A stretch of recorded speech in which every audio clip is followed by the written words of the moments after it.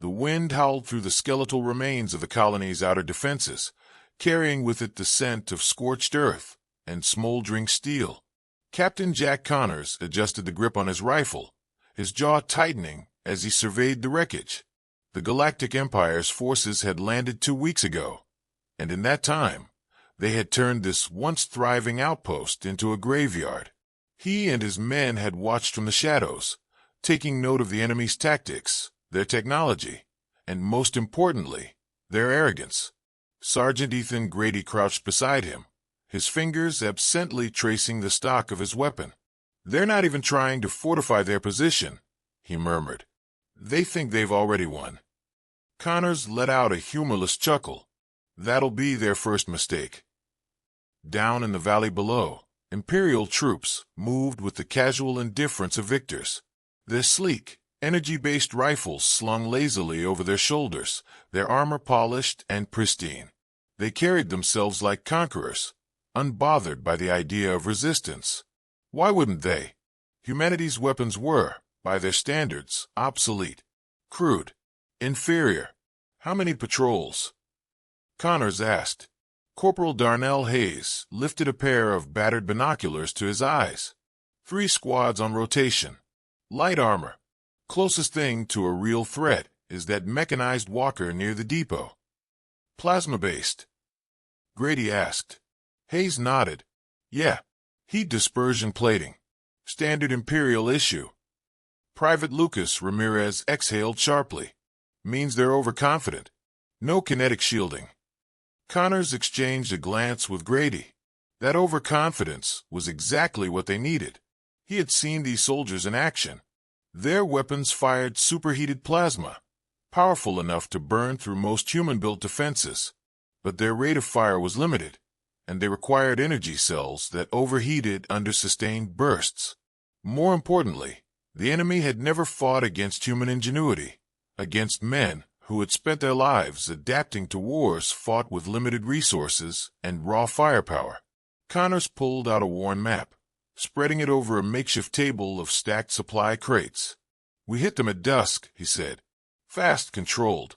We take out their officers first, disrupt their command chain. No prolonged engagements. We ambush, we disappear. Standard guerrilla tactics, Ramirez said, nodding. We can make that work. Grady frowned, tapping the map. It'll work for a while, but we're still fighting with rifles against energy weapons. We need a way to punch through their armor, level the playing field. That's a problem for tomorrow, Connors said.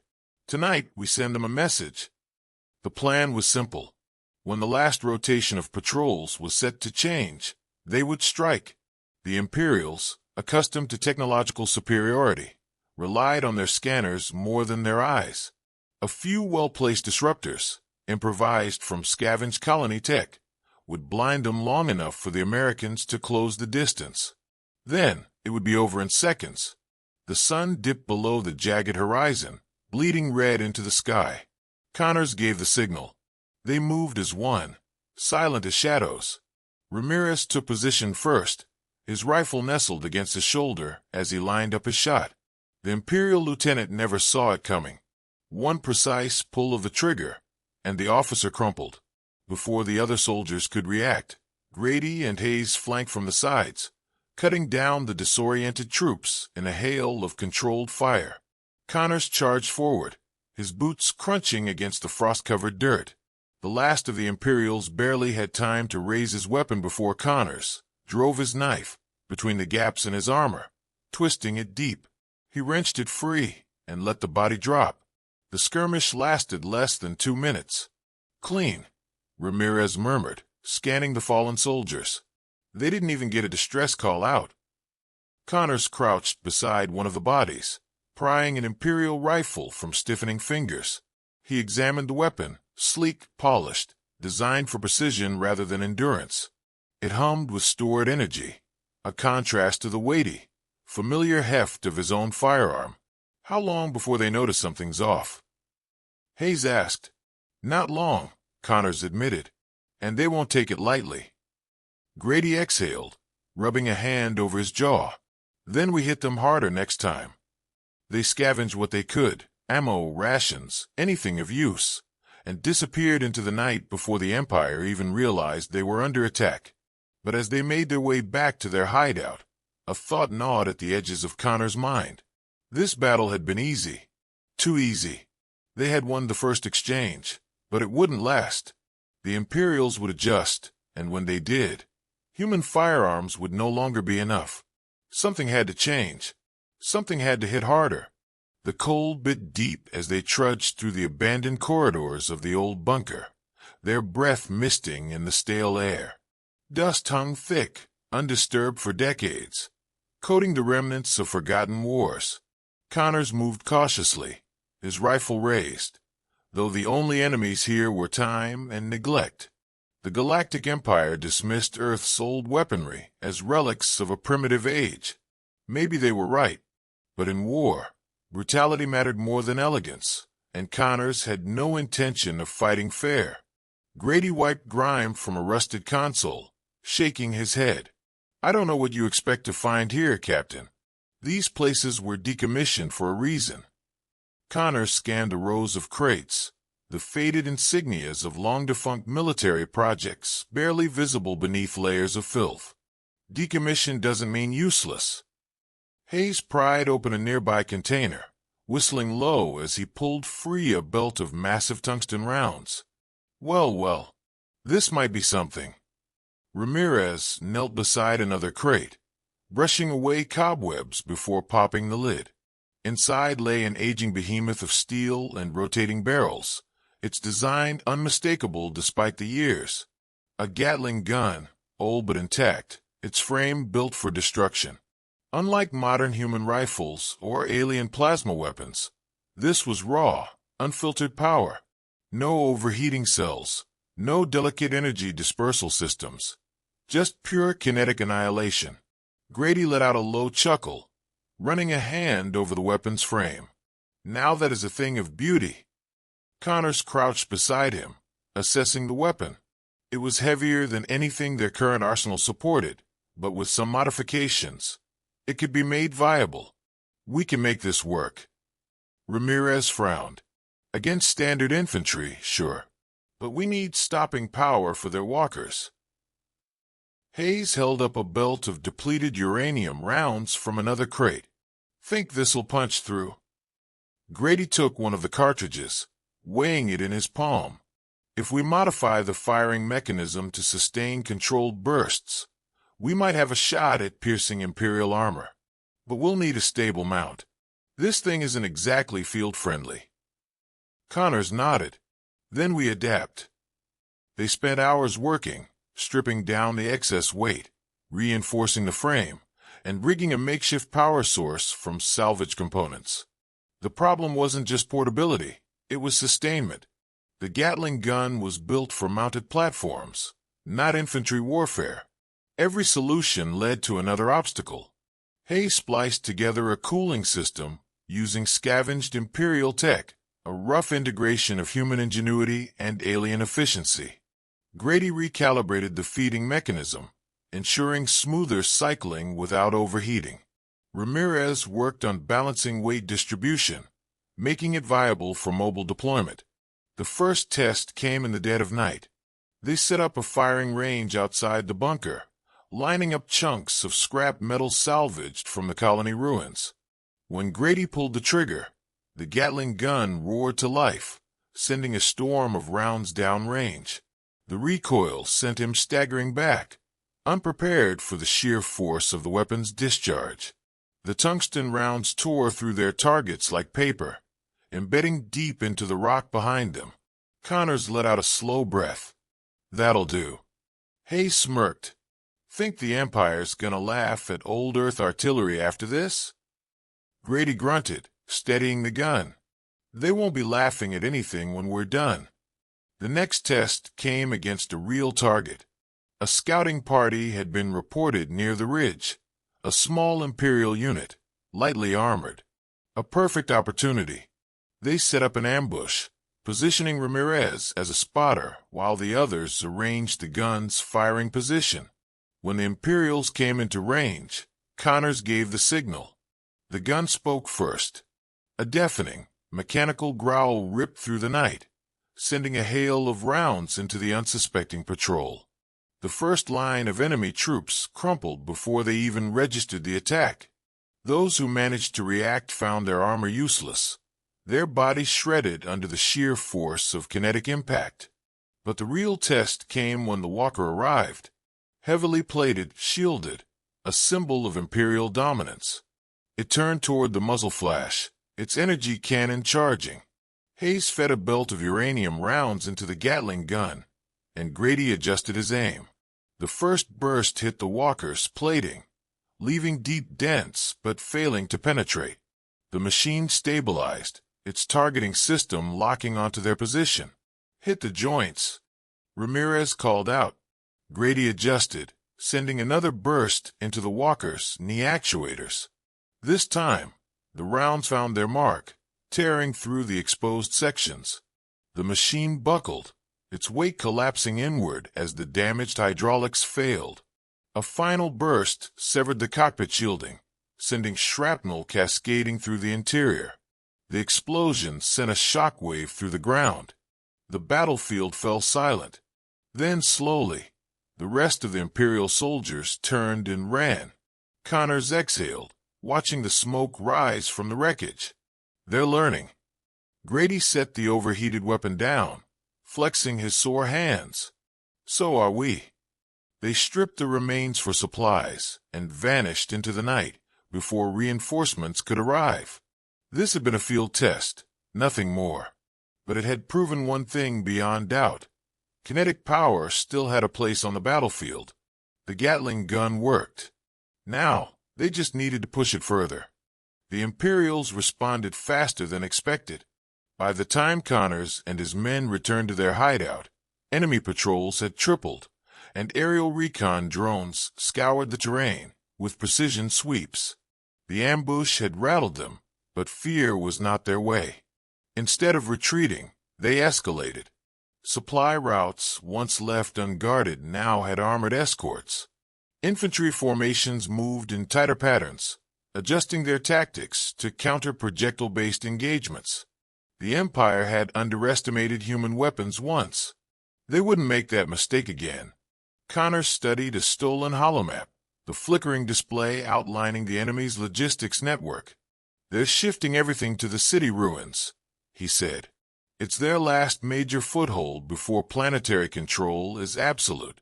If we take it, we take back the initiative. Grady leaned against the wall, arms crossed. We're not exactly in shape for a full assault, Captain. Hayes adjusted his gear, checking the rounds in his sidearm. We don't need a full assault. We just need to make holding that city more painful than abandoning it. Ramirez scanned the map, pinpointing supply depots, command centers, and barracks. They're still running centralized command structures. If we cut the head off, the rest will scatter. Connors exhaled, nodding. Then we bleed them out. The plan was brutal in its simplicity. Isolate enemy squads, disrupt supply lines, and inflict maximum casualties with minimal engagement. The Gatling gun had already proven its worth, but it wasn't enough. The Empire adapted fast, countering human bullets with heavier armor and shielded mechs. Connors needed an edge, something that could tilt the fight before attrition wore them down. The answer came from the wreckage of their last skirmish. Imperial weapons weren't suited for sustained engagements, but their power sources were invaluable. With enough salvaged energy cells, Hayes rigged an auxiliary cooling system, extending the Gatling gun's firing duration before overheating. Grady adjusted the ammunition feed, optimizing burst control for armor penetration. Ramirez modified the targeting rig, creating an improvised recoil dampener that allowed for more stable volleys. It wasn't perfect, but it was enough to turn the gun from a prototype into a weapon of war. They struck the first convoy at dawn, a formation of 6 Imperial soldiers, 2 light walkers, and a command officer. Standard patrol. The enemy had reinforced their units, but they still relied on outdated assumptions. The human weapons lacked sustained firepower. that small engagements favored their energy-based superiority. They were wrong. The Gatling gun roared, sending a torrent of rounds into the formation. Shields flickered under the relentless assault, energy barriers designed to repel plasma fire proving useless against sheer kinetic force. The first walker staggered back, its armor cracking as uranium rounds tore into its frame. The second barely had time to react before a concentrated burst shattered its left leg, sending it crashing into the dirt. The infantry panicked. Connors pressed the advantage, coordinating fire as his men moved in. Ramirez picked off stragglers with pinpoint accuracy, while Hayes set up controlled explosives to cut off escape routes. The officer tried to regroup, barking orders in the Imperial tongue, but his words were lost beneath the storm of gunfire. Grady adjusted his aim, targeting the command unit. The Gatling gun spat fire, and in seconds the officer was gone. The rest followed soon after. No mercy, no hesitation. They stripped the bodies, gathered intel, and vanished before reinforcements arrived. Within hours, the attack spread through enemy channels. The Empire had expected resistance, but not at this scale. Their response was immediate: full-scale troop deployments, search parties combing the ruins, curfews enforced with brutal efficiency. They wanted control, but fear had already taken root. Connors listened in on intercepted transmissions, the Imperial officers struggling to maintain order. "They don't know how to fight us," he said, shaking his head. "They've only ever fought people afraid of them." Grady smirked. "Then let's make sure they stay afraid." They continued their assaults, striking at weak points, forcing the Imperials into battles they weren't equipped to win. The Gatling gun became legend among the enemy ranks, a relic of a dead world, turned into a nightmare of steel and fire.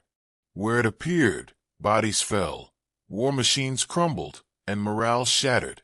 But the Empire wasn't finished. They adapted. Days later, a new type of mech appeared on the battlefield, heavily reinforced, plated with energy-resistant alloys, equipped with dual-mounted plasma cannons. The Imperials weren't just reacting anymore.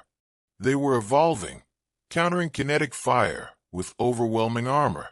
The first engagement with the new machines ended in a narrow escape, the Gatling gun's rounds denting the plating, but failing to pierce its core.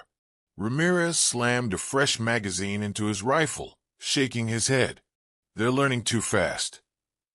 Connors exhaled, wiping sweat from his brow. "So do we." Hayes gestured to the wreckage of their last skirmish. "If we can't shoot through it, we need to find another way." Grady ran a hand over the damaged plating of a fallen mech, thinking, "There's always a weak point. We just have to find it." The battle wasn't over. It was only beginning. The battlefield was no longer a series of skirmishes. It had become a proving ground. The Imperials adjusted their tactics, deploying heavier armor, integrating kinetic-resistant plating, and reinforcing their squads with elite shock troops.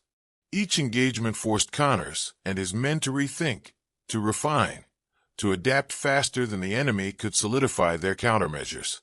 The Gatling gun was still their ace, but brute force was no longer enough. Precision, deception, and overwhelming shock were the only paths to victory. Hayes leaned over the remains of a destroyed mech, running a gloved hand over its shattered torso. "They're doubling down on armor, but they haven't reinforced the cooling vents. That's their weakness." Grady studied the scorched plating, noting the energy distribution patterns. "They're pushing power to the shielding. If we overload their systems, they'll cook from the inside."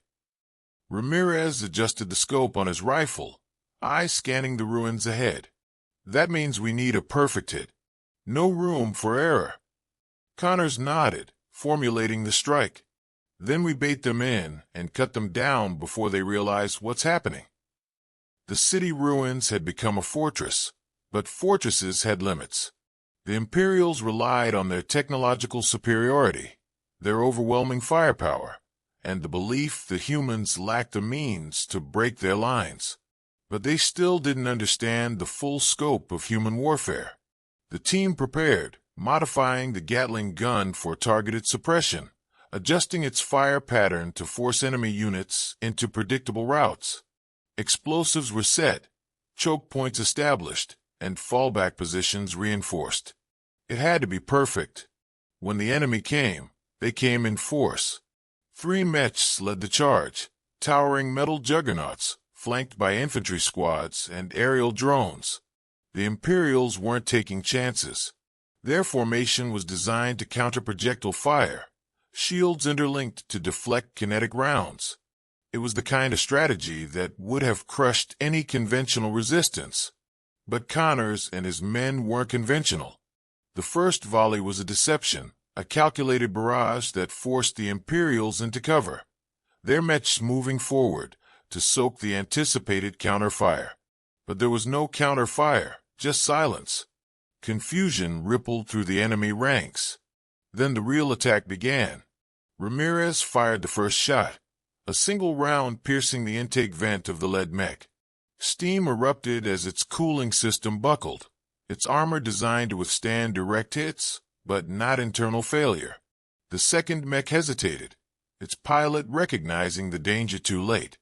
Hayes detonated the explosives, sending shock waves through the ground, forcing the remaining forces to scatter. That was the moment Connors had been waiting for. Grady unleashed the Gatling gun. The rounds weren't aimed for center mass. They tore into joints, targeting weak points, hammering the exposed systems the Imperials hadn't thought to reinforce. The first mech collapsed, its internal pressure rupturing as superheated steam cooked its pilot alive. The second stumbled, its servos failing under concentrated fire. The third attempted to retreat, but its flank was exposed. Hayes sent a grenade into its exhaust vent, and the machine detonated in a blinding inferno. The infantry panicked. Without their mechs, their formation crumbled. Connors pushed forward, leading the charge, his rifle cutting through the scattered remains of the enemy squads. They had expected a one-sided slaughter. They got one, but not the way they had imagined. Minutes later, the battlefield was silent. Smoke rose from the wreckage, the last remnants of the Empire's failed counteroffensive, smoldering in the frozen air. Connors exhaled, lowering his weapon. Grady flexed his hands, the weight of the Gatling gun still heavy in his grip. That the last of them? Ramirez scanned the horizon.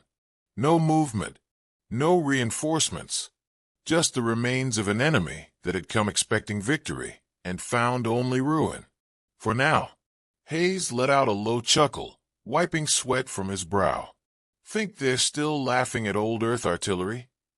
Connors gazed at the wreckage, at the bodies, at the proof of their defiance. The Empire had come with the belief that humanity was nothing more than a relic, an outdated civilization clinging to obsolete weapons. They had learned the truth in fire and steel. They'll remember this, Connors said, and next time, they won't underestimate us. Grady slung the Gatling gun over his shoulder, its barrels still warm from battle. Next time, we'll be ready. They disappeared into the ruins, ghosts of war, leaving behind only destruction and the unmistakable message that Earth's weapons, no matter how old, were still the deadliest force the galaxy had ever seen.